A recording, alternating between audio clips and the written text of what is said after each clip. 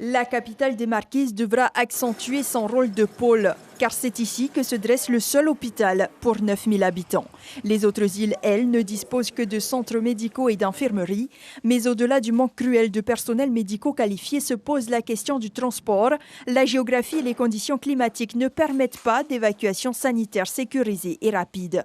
Dans le nord, la mise en place d'une navette maritime pour désenclaver Ouahouka et Ouapou est en projet. Il faudra confier, si vous voulez, ces unités-là entre les mains des maires des communes formés en CODIM pour gérer ces moyens de transport, parce que ce sont des moyens de transport intérieurs.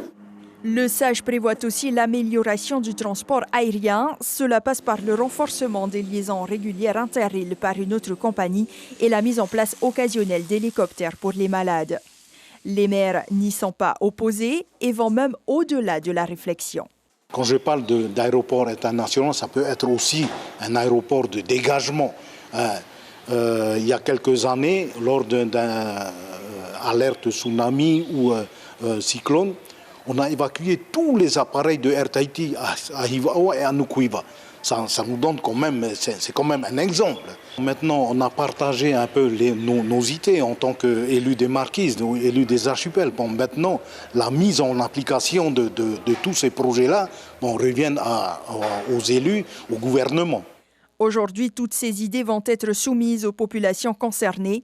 Une mission d'information aux Marquises est prévue à la fin de ce mois.